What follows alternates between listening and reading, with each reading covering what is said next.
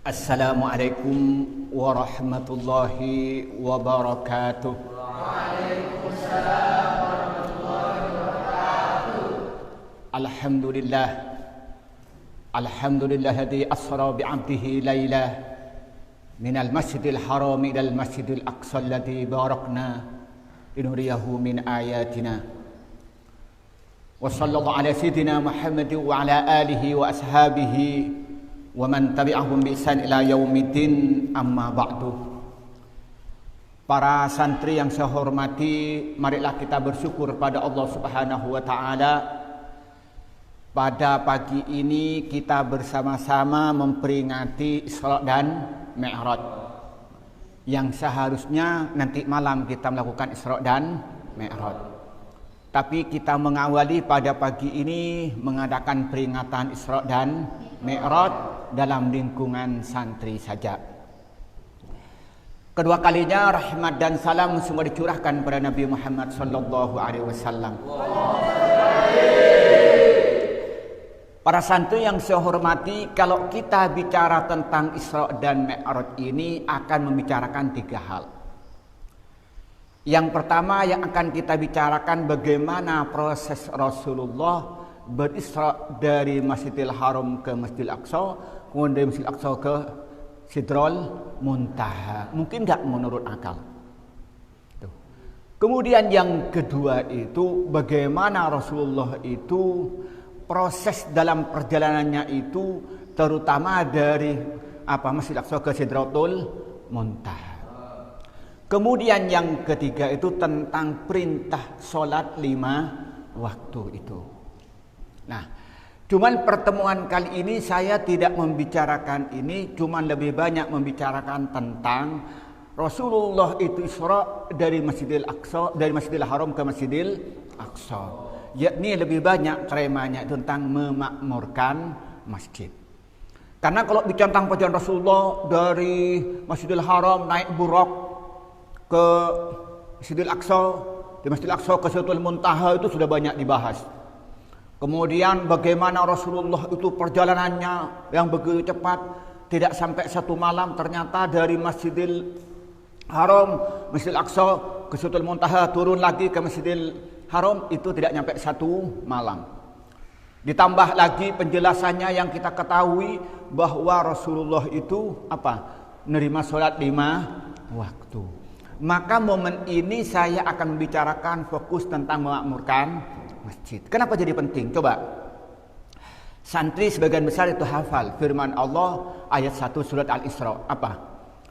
Subhanalladzi asra bi'abdihi laila minal masjidil harami ilal masjidil aqsa alladzi barakna haulahu linuriyahu min ayatina innahu was-sami'ul basir. Coba kita terjemahkan. Subhanalladzi asra bi'abdihi lailah. Maha suci zat yang menjalankan pada waktu malam, yang memberangkatkan hambanya pada waktu malam. Dari mana? Minal masjidil harami, dari Masjidil Haram ilal masjidil aqsa. Berarti dari masjid ke masjid. Nah, apa kata Allah? Alladzi barakna haulahu, yang Allah memberikan barakah di sekitar Masjidil Aqsa. Tujuan untuk apa Rasulullah itu diberangkatkan dari Masjidil Haram ke Masjidil Aqsa? Diyuniyahu min ayatina. Untuk Allah, untuk kami, kata Allah, memperlihatkan sebagian tanda-tanda kekuasaan Allah. Di situ Rasulullah ketemu dengan bermacam-macam hal yang luar biasa. Misalnya diceritakan dalam kitab Huwabil Ufuqil A'la, mengutip sebuah hadis yang dikarang oleh Imam atau Syekh Muhammad Al-Maliki Al-Yamani. Kalau ada orang itu mencuri, tangannya dipotong kembali, potong kembali lagi dan sebagainya. Tapi saya tidak bicarakan itu, lebih banyak bicarakan tentang di sini kalau kita bicara, ternyata kalau bicara tentang Isra dan Mi'raj ada memperingati tentang masjid. Nah, Masjidil Haram ke Masjidil Aqsa itu, atau di Mekah ke Palestina itu jauhnya kurang lebih 2.500 km. Kalau naik unta, perjalanan itu perlu 2 bulan. 2 bulan, berarti bolak-balik perlu 4 bulan. Coba bayangkan, kalau unta itu kan pelan, gitu ya. Kalau kuda, cuman kalau unta ini bisa jalan 2 bulan tuh nggak makan. Makannya 1 kali, jadi unta itu makan dulu banyak sampai full, minum yang banyak sampai full. Nah setelah itu apa? Setelah itu dia itu kalau lapar itu dikeluarkan dari perutnya, dikunyah lagi, kenyang. Kalau dia haus dikeluarkan airnya ke mulutnya, diminum lagi, jadi tidak haus. Itu unta. Maka disebut namanya Safinatus Sahra. Dinamakan apanya? Perahu padang pasir. Itu kelebihan unta daripada binatang lain. Tidak cepat, tapi dia bertahan lama. Nah, kalau orang itu naik unta dari Mekah ke Masjidil Aqsa ini perlu 2 bulan.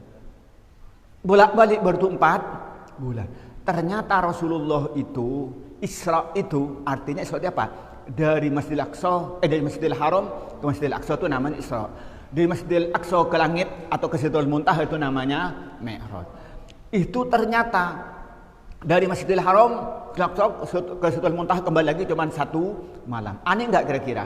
Aneh. Masuk akal enggak? Ya, untuk ukuran manusia tidak masuk akal kalau ukuran teknologinya unta. Karena pada waktu zaman unta. Kalau zaman sekarang naik pesawat, cepat. Dari Lumajang ke Jakarta, saya naik pesawat dari Jember ke Jakarta, ini hanya perlu 1,5 jam. Bolak-balik 3 jam.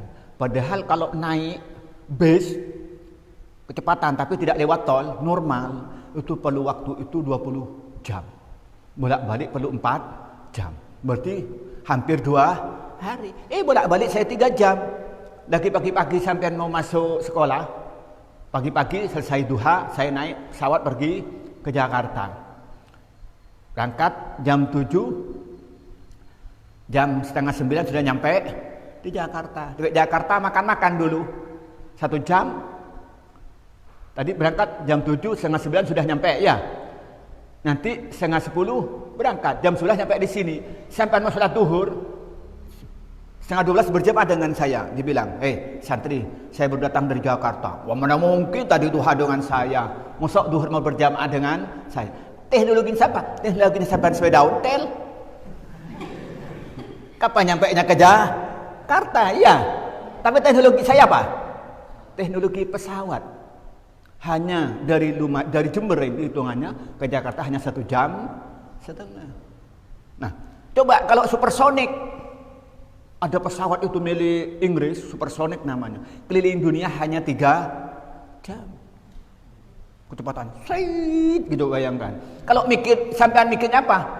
Dihitung dengan unta, mana mungkin? Nggak mungkin kan. Nah, pada waktu itu orang berpikir Nabi Muhammad Isra dari Masjidil Haram ke Masjidil Aqsa 1 malam kembali lagi. Kalau teknologinya Abu Jahal, teknologinya Abu Lahab, nggak mungkin. Kenapa teknologinya unta? Tetapi ini teknologinya Allah yang disebut namanya buraq.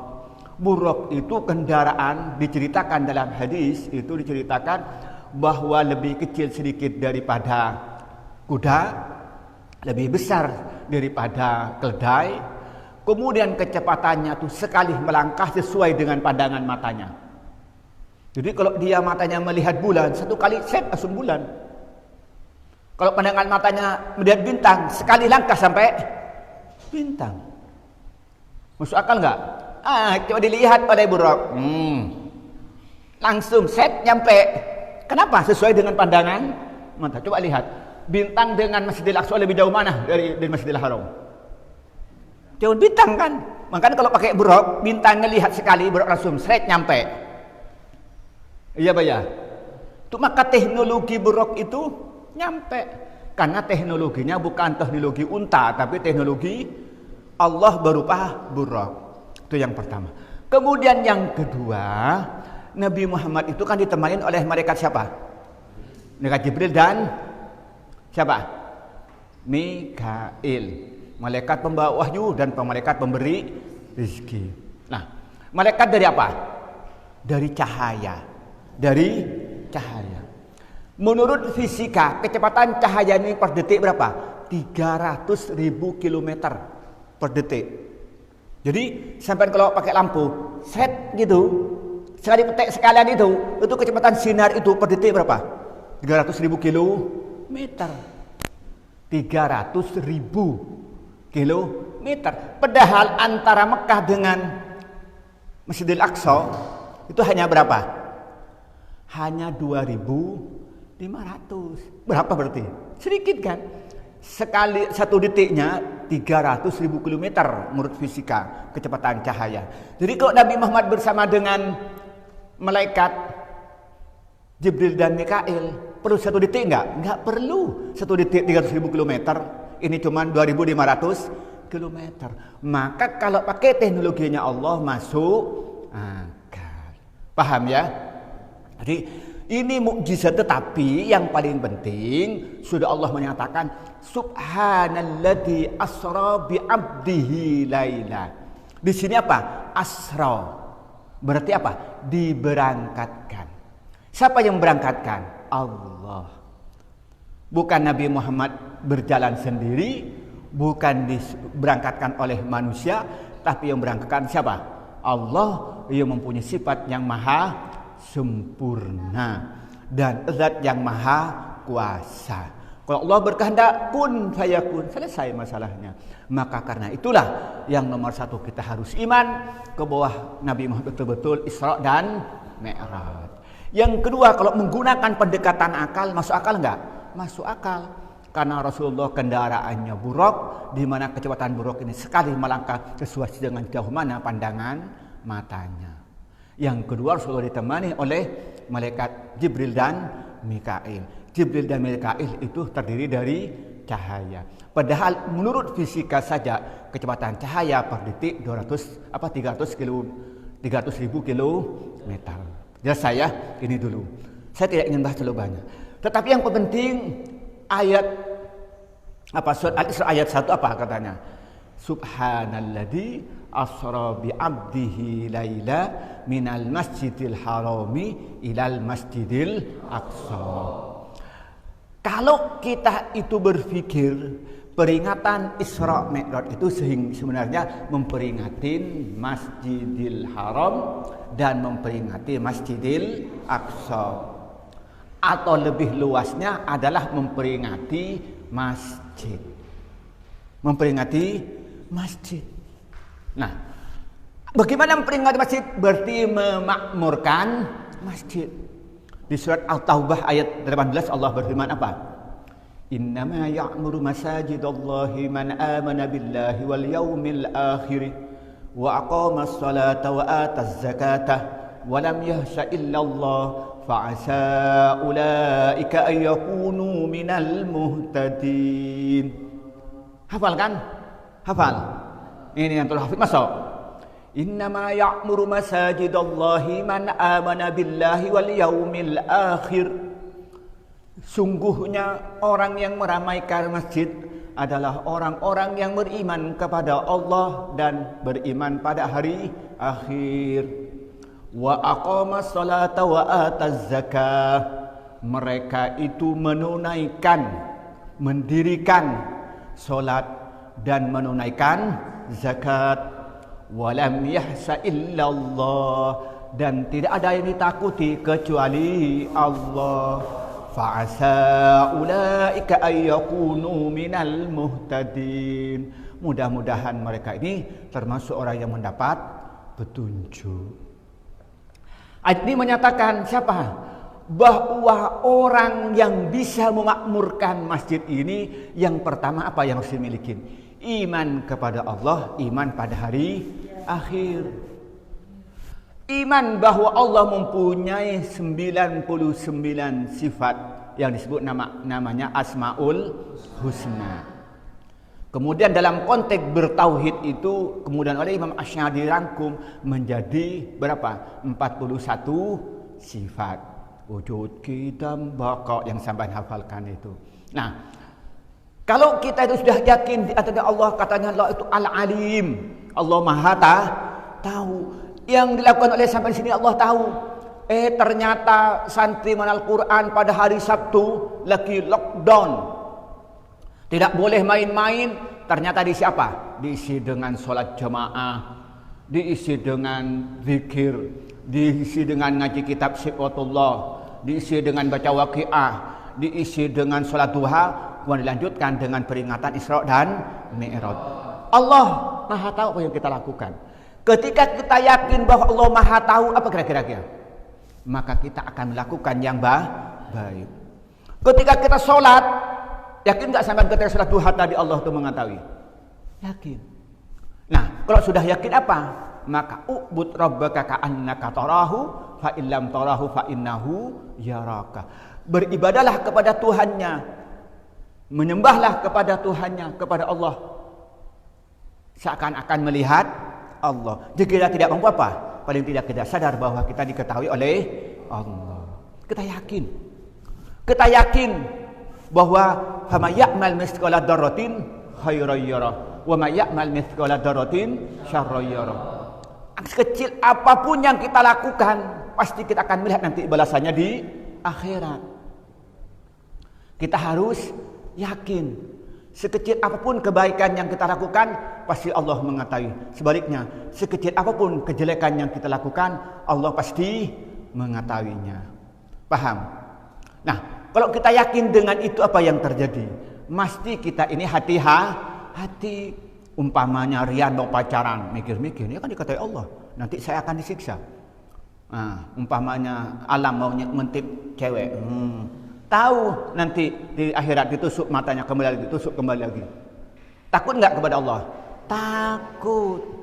Karena yakin bahwa Allah mengetahui apa yang kita ketahui. Dan kita yakin bahwa Allah nanti akan membalas apa yang kita lakukan. Maka apa yang terjadi? Kita akan menghindari segala perbuatan maksiat. Itu yang terjadi. Kalau kita sudah yakin dengan Allah. Paham ya? Karena kita beriman kepada Allah. Dan juga beriman pada hari akhir. Di situ ada siksa kubur.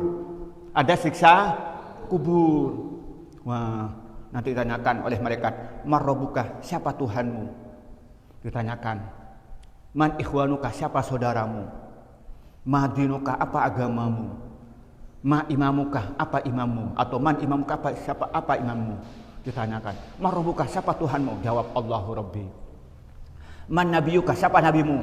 "Muhammadun nabi." Ditanya, "Man imamuka?" Apa imammu? "Al-Qur'anu imami." Tanyakan, "Man ikhwanuka?" Siapa saudaramu? Orang-orang Islam. Wah, ternyata lulus. Alhamdulillah, selamatkan dosa kubur. Begitupun di akhirat nanti, begitu dihisab, ternyata apa? Ini semuanya senang di masjid. Termasuk warajulun qalbuhu mu'allaqun bil masajid, hatinya selalu ingat kepada masjid. Nah, coba bayangkan. Nah, maka orang yang makmurkan masjid ini yang pertama, amana billah wal yaumil akhir. Kalau tidak beriman kepada Allah dengan mantap dan tidak yakin dengan sebetul-betul yakinnya pada hari kiamat, sulit untuk memakmurkan masjid. Dapat apa sampai di masjid? Dapat uang? Gak dapat. Tetapi kita ini ketika yakin bahwa itu Allah mengetahui dan yakin bahwa Allah akan memberikan pahala, maka akan memakmurkan masjid. Yang kedua siapa yang memakmurkan masjid itu imannya? Wa aqamas salata wa ataz zakata. Dia itu mendirikan sholat. Bukan sekedar sholat, tapi mendirikan. Apa mendirikan itu? Saat rukunya sempurna, wuduknya sempurna, kemudian pakaiannya rapi, nutupin aurat. Kemudian setelah sholat apa? Takbirnya benar, rukuknya benar, sujudnya benar, tahiyatnya benar, bacaannya benar. Ditambah lagi hatinya khusyuk. Allahu Akbar, hatinya ingat Allah Maha Besar.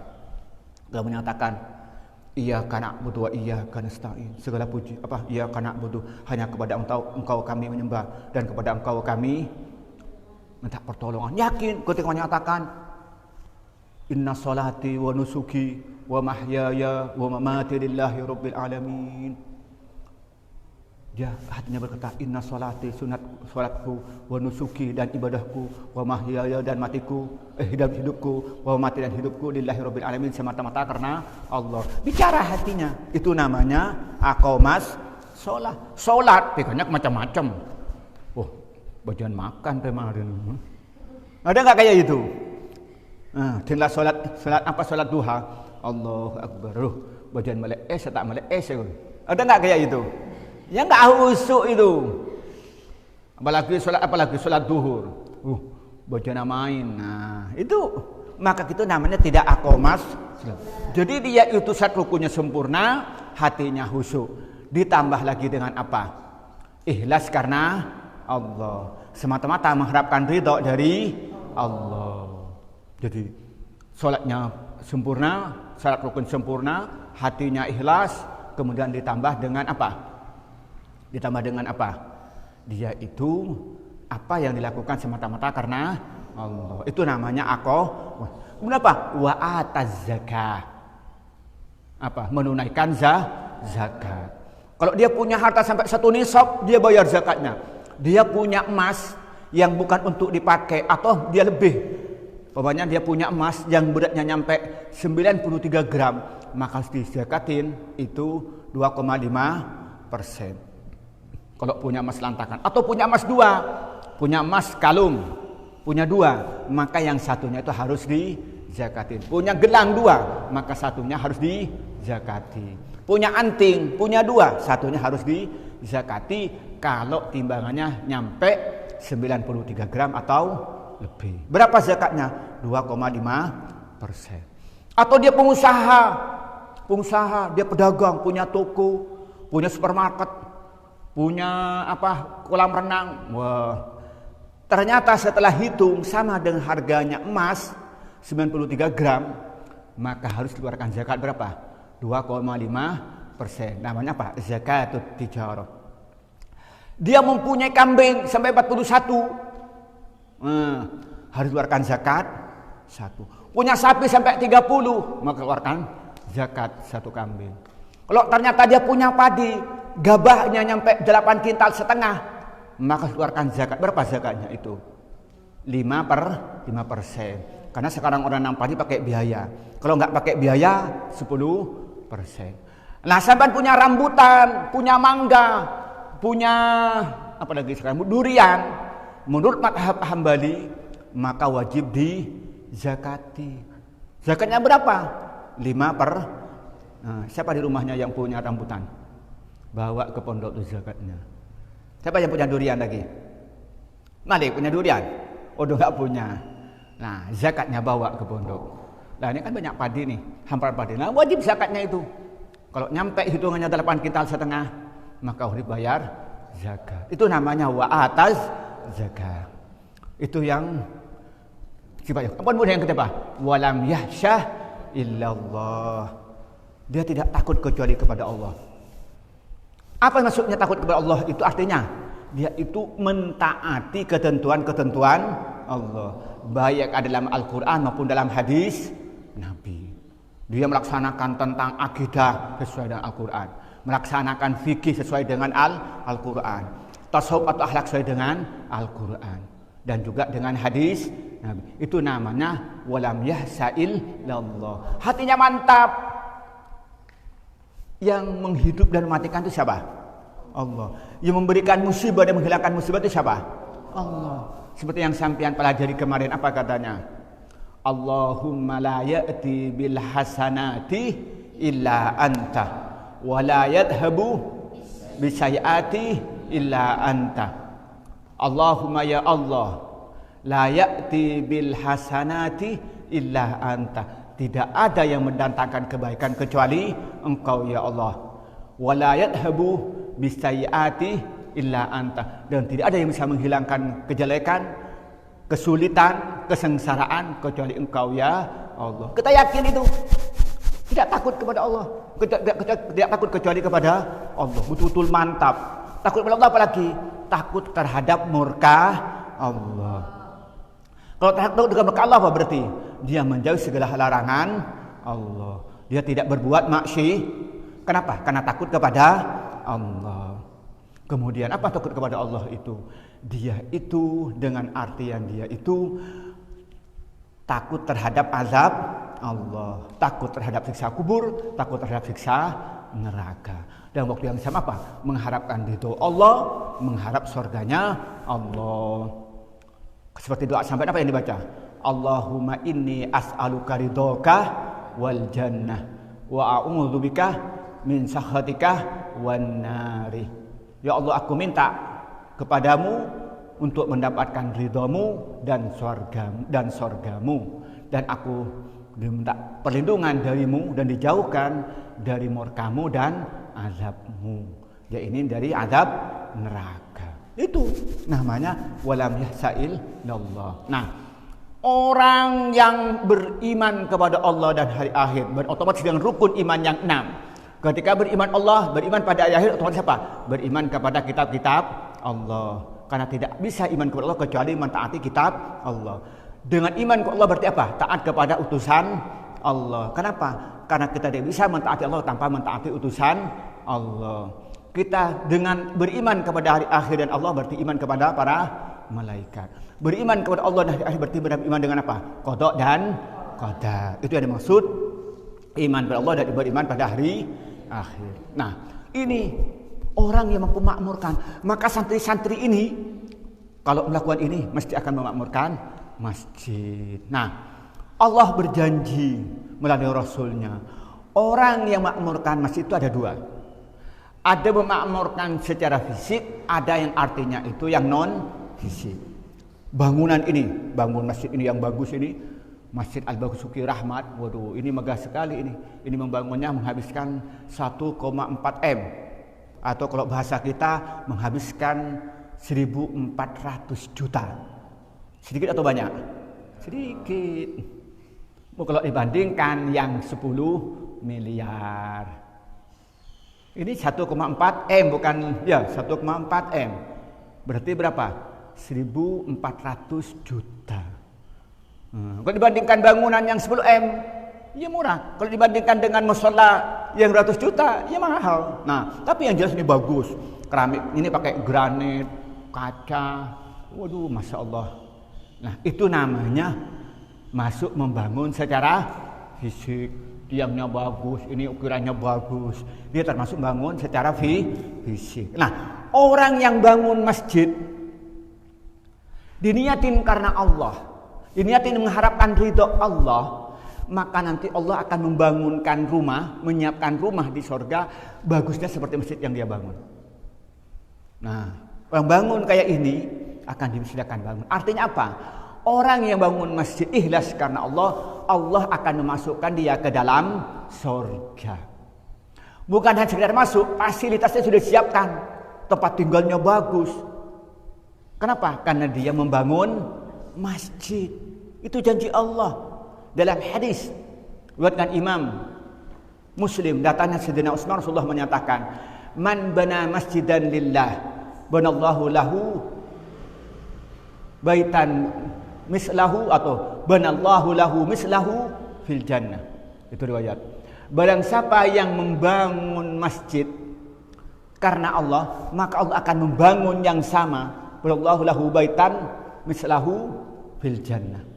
Maka Allah akan membangunkan rumah yang seperti masjid yang dia bangun. Nah, di sini Abah Somad bangun rumah masjidnya bagus, diberi pagar. Nah, nanti itu dia akan dapat balasan. Juga masyarakatnya membantu, membangun, kerja, masang kayunya, masang lulunya, masang semennya, masang besinya. Insya Allah akan dibalas oleh Allah dengan nanti balasan surga dan disiapkan bangunan yang megah seperti bangunan masjid ini. Ini hadisnya sahih. Man bana masjidan lillah banallahu lahu baitan mislahu fil jannah, rawahu Muslimun. Maka jadi penting kita ini apa? Bangun masjid. Nah, masjid sudah bagus. Terus sampai saat apa yang mau bisa dilakukan? Ada terusannya. Apa? Yang rusak-rusak ditempel. Kemudian dibersihkan setiap harinya, nyapu. Kata Imam Asyuti dalam kitab Dubabul Hadis, orang yang menyapu masjid maka dia dosanya akan hilang mengikuti debu yang disapui. Berapa debu yang dibuang, disitulah dosanya terhapus. Tadi siapa tadi yang nyapu subuh-subuh? Nah, siapa yang nyapu? Enggak ada yang nyapu. Nah, kalau sampean nyapu, maka otomatis dosa sampean dihapus oleh Allah mengikuti apa? Sampean nyapu. Nah, sampean membersihkan di jeding. Kelihatannya ada yang membersihkan tadi ya. Nah, kalau saya membersihkan masjid di jeding itu, maka sampean dosanya akan bersih seperti membersihkan jeding masjid. Itu namanya membangun masjid. Kalau sudah ada, kewajiban kita apa? Memelihara. Itu namanya apa? Yang pertama apa? Membangun masjid secara fisik. Kemudian yang kedua apa? Membangun masjid non fisik, melakukan kegiatan. Sampean mengadakan sholat jamaah, itu namanya apa? Memakmurkan masjid. Sampean sholat duha, namanya memakmurkan masjid. Sampean baca Quran bersama di masjid, itu namanya makmurkan masjid. Ngaji Quran pagi dan malam, itu namanya makmurkan masjid. Ngaji kitab dengan saya, makmurkan masjid. Kemudian Isra dan Mi'raj pada hari ini, itu namanya makmurkan masjid. Nah, kalau sampean itu makmurkan masjid, sering datang ke masjid, sholat duhurnya berjamaah, asarnya berjamaah, maghribnya berjamaah, isyaknya berjamaah, subuhnya berjamaah, kemudian ngaji, itu tanda-tanda bahwa dia orang yang beriman. Tanda-tanda orang itu beriman. Dalam hadis yang diriwayatkan Imam Ahmad dan Imam At-Tirmidzi yang datang dari sahabat Abu Sa'id Al-Khudri, Rasulullah menyatakan, "Idza ra'aitumur rajulah ya'tadul masjidah fashhadu lahu bil iman." Qala Allah Ta'ala, "Innama ya'muru masajidallahi man amana billahi wal yaumil akhir." Kata Rasulullah dalam hadis dari Imam Ahmad dan Imam At-Tirmidzi, apabila aku melihat orang sering ke masjid, kayak santri Al Quran ini, kayak Didin, kayak Alam, kayak Nizam, begitu pun lain kayak Khairul, sering ke masjid kayak Faisal, betul Sam? Nah, sering ke masjid, maka saksikanlah dia orang yang beriman. Kata Rasulullah menyatakan, karena Allah berfirman, "Innama ya'muru masajidallahi man amana billahi wal yaumil akhir." Karena orang yang memakmurkan masjid itu adalah orang yang beriman pada Allah dan hari akhir. Nah, kadang-kadang jarang ke masjid. Kadang-kadang datang masjid kalau mati. Ada orang itu datang masjid kalau mati. Disolatin mayit baru datang ke masjid. Lalu minta, "Wahai hadirin, saya minta persaksiannya. Mayit ini baik atau tidak?" Baik. Percaya bukan begini. Mayit ini baik atau apa baik? Bukan pilihannya baik atau tidak baik. Atau menyatakan baik apa baik? Masih jawabnya apa? Ya baik. Padahal jarang ke masjid. Jumat aja kadang-kadang nggak naik. Ada nggak kayak itu? Yang kadang-kadang kita ini nyari masjid pagi hari jam-jam sekarang naik mobil rombongan nyari masjid, ditanya kok pagi mau ke masjid mau sholat duha enggak apa mau kencing? Ada nggak kayak itu? Ada ya. Jadi di kita ini hatinya itu orang itu datang ke masjid itu apa? Karena dia melaksanakan ibadah di masjid. Karena orang yang makmurkan masjid itu adalah orang yang beriman. Jadi kalau melihat orang lagi masjid, duhur, asar ke masjid, kemudian melihat setiap ada ta'lim, ada pengajian di masjid, itu dia orang beriman. Kenapa? Karena pertanda dia beriman kepada Allah. Kenapa? Karena orang ini kadang-kadang paling jauh masjid, paling dekat mana? Mall, tempat rekreasi. Iya apa ya? Sampean kalau suruh rekreasi pergi ke Malang, datang sampean. Iya apa ya? Kalau bisa diumumkan santri akan nanti rekreasi ke Malang, kemana gitu? Waduh, siap-siap sudah malam-malam sudah nggak tidur. Iya apa ya? Besok pagi-pagi santri jamaah di masjid, mikir-mikir, aduh, sholat lah ini. Iya apa ya? Kadang-kadang tetangga itu rumahnya dekat masjid, jarang ke masjid. Jumatan kalau sudah mau sholat baru naik, kayak santri. Datang terakhir, pulang awal. Nah, dari mana dia keberimanannya itu? Jadi kalau kita betul-betul iman, kita datang ke masjid Jumat, tidur-tiduran, baru setelah imam itu sudah mau naik sholat, padahal katanya datang yang pertama dapat apa? Yang kedua dapat apa? Yang ketiga? Yang keempat? Kemudian yang kelima? Keenam? Enggak ada. Baru sama setelah ditutup oleh malaikat, baru datang. Tak datang Faisal. Kan malaikat, "Duh, apa ini baru datang itu?" Ada buku dah tutup dah. Nah, kita ini akan akan dapat balasan banyak kapan? Ketika ini cinta ke masjid. Bahkan dalam hadis yang panjang muttafaqun alaih termasuk sab'atun yudhilluhumullahu fi dhillihi yauma la dhilla illa dhilluh apa? Rajulun qalbuhu mu'allakun bil masajid. Nanti di padang mahsyar ini semuanya panas. Ada yang keringatnya sampai sininya. Ada keringatnya sampai perutnya, ada keringatnya sampai lehernya sesuai dengan dosanya masing-masing. Orang pada bingung. Angkitna, selamatkan aku. Datang kepada Nabi Adam tidak selamatkan. Nabi Adam tidak bisa membantu. Datang kepada Nabi Ibrahim tidak mampu. Pada akhirnya datang kepada Nabi Muhammad. Dan Nabi Muhammad yang diaku umatnya diberi syafaat. Nah, teman ada 7 golongan itu nggak panas sendirian. 7 orang ini siapa? Di antaranya laki-laki yang mikirin masjid untuk melaksanakan sholat. Qalbuhu ma'allakun bil masjid. Saya kok di sini ya, kok di luar, saya di masjid lah mau ngapalin Quran. Saya ngapainnya kok jalan-jalannya saya masjid aja lah, saya mau wiritan. Saya mau kenapa kok jalan, kok saya itu nongkrong-nongkrong di pinggir sungai mancing, saya mau masjid lah, saya mau berzikir, mau baca salawat. Nah, kalau hatinya kayak itu terus, itu nanti dibalas nanti di akhirat. Ketika di padang mahsyar semuanya panas, itu dia tidak panas sendirian. Namanya waradulun qalbuhu mu'allakun bil, kan? Hatinya dicantolkan begini kayak baju. Hatinya teringat terus. Nah, itu ketika itu memakmurkan, pentingnya kita memakmurkan masjid. Nah, kalau kita tuh sudah begini, kenapa kita masjid itu jadi penting? Karena tempat yang pada Allah cinta itu adalah masjid. Kata Rasulullah, apa katanya?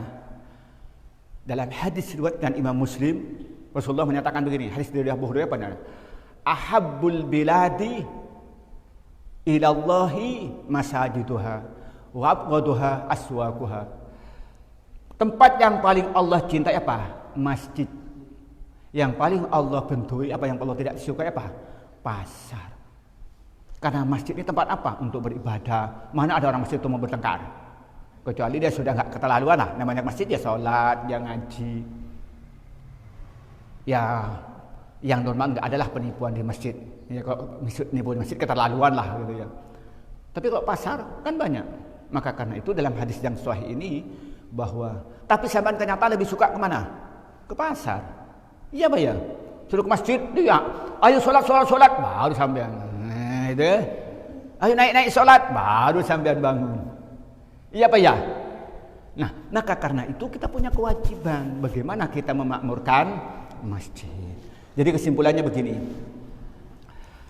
Dalam momen Isra dan Mi'raj ini, hakikatnya kita ini adalah memperingati tentang keagungan masjid, tentang kemuliaan masjid. Di mana Rasulullah itu berangkat dari Masjidil Haram, kemudian ke Masjidil Aqsa. Baru Masjidil Aqsa, baru Mi'raj ke Sidratul Muntaha. Nah, ketika kita mengadakan peringatan Isra dan Mi'raj, sebenarnya kita memperingati masjid. Maka kewajiban kita memakmurkan masjid. Memakmurkan masjid itu bisa berupa fisik, bangunan yang bagus, menjaga kebersihan dan menjaga ketertiban, termasuk memakmurkan masjid. Kemudian memakmurkan masjid itu berarti apa? Diisi dengan kegiatan-kegiatan yang baik. Bagaimana sih kebaikan? Diisi apa?